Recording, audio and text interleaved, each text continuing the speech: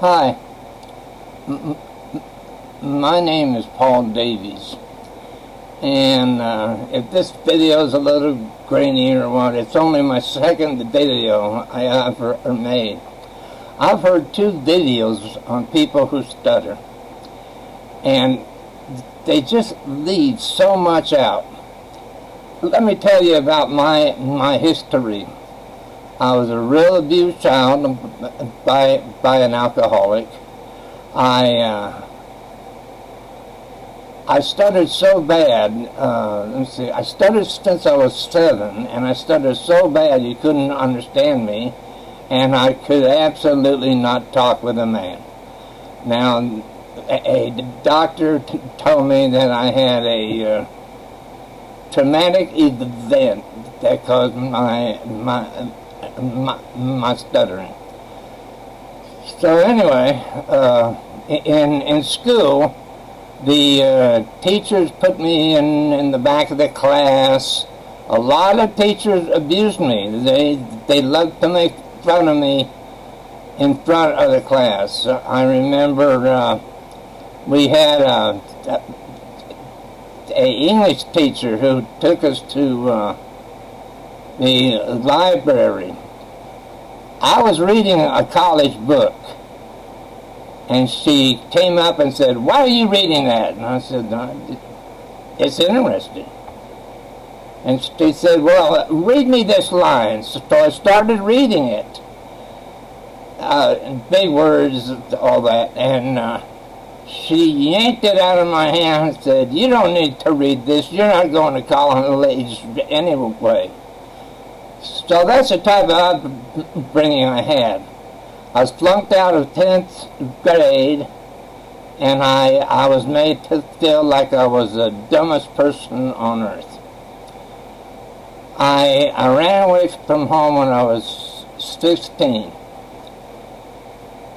I found life very abusing.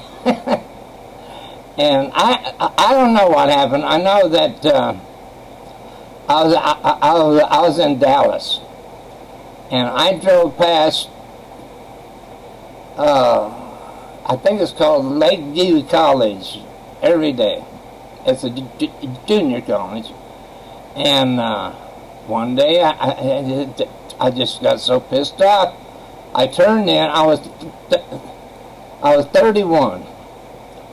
I turned in to the parking lot, walked in the office and said, "I want to go to college."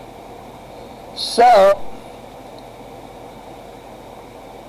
I took a test, and I was bad in math and English, and that's why I was flunked out of high school. So I went back and took those courses. Now understand this. I was a single parent with twin daughters at that time. So I took on a boatload of pressure.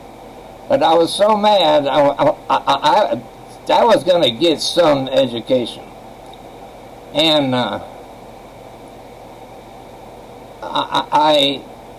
wound up holding a 3.8 average. I took math and English. I wound up holding a 3.8 average, and I was on the dean's list, and they found out I was a writer, and then I took the Mensa test. Now this is an important fact you need to know. All people who stutter are above average as intelligent. After that Mensa test, I was told I had a 149 IQ, and I could join Mensa, and I did that. And it suddenly made me realize that all this time, I could have been something else. I could have been a doctor or a scientist.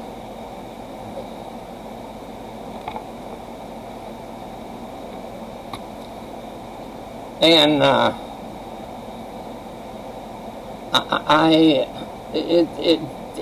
it just made me madder.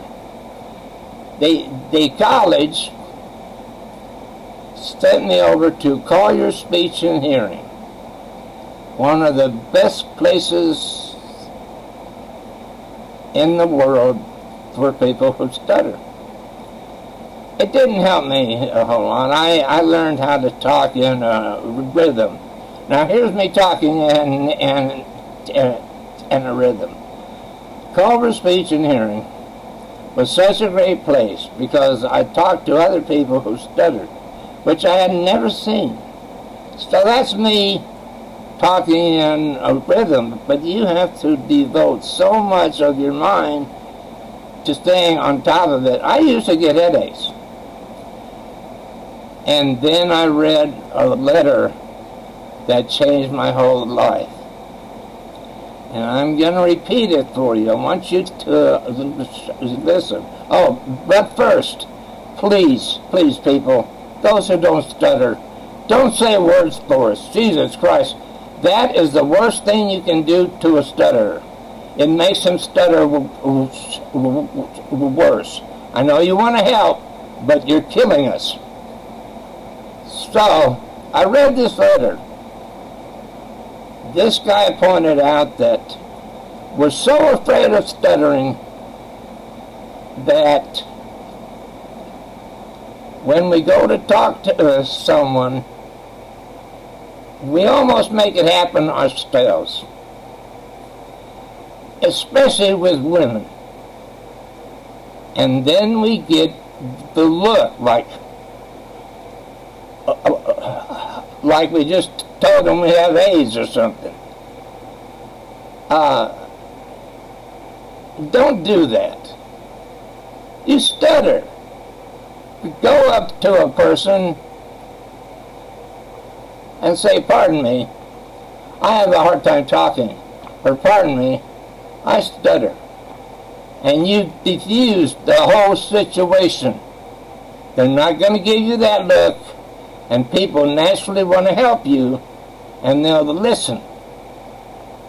So, after that cut my stuttering in half. And up until that point, I almost had to write out what I was trying to say, and it was very annoying. So, after that, I decided to tackle my stuttering head on. I got up in front of the class and read what I had written. I made myself do it.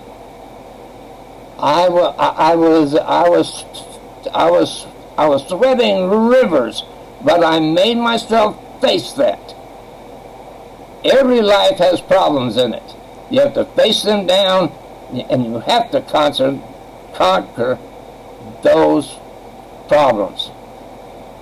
After that, I entered AA. I was also, addicted, and I made myself run meetings. I made myself work with children. I volunteered for mental health organizations that had guys in it exactly like me, and women in there exactly like me who had given up. People like me, and I found this out years later, normally don't live past their 30s. They either commit suicide or they go into mental institutions. Don't do that. You're giving up. I never gave up. I remember talking in front of 100 doctors how to handle people who stutter. And all these doctors had all the degrees, and they were speech therapists and all that, and weren't doing very much good. They were making money. anytime you got a problem, there's a million people will make money off of you. When the answer lies in you, face this down. So when I retired, I'm 74 now. I volunteered for housing. I gave speeches to raise money for housing, for senior housing, and homeless housing. I'm now really, well, I'm half free, tired. I work a little bit. So I hope that helps. That was a turning point for me. That better. I got no more bad looks. Once in a while, if I was talking to a bunch of addicts, one might laugh, but hell, he ain't nobody. And so, remember you're loved. You're one of God's creatures, and have a great life.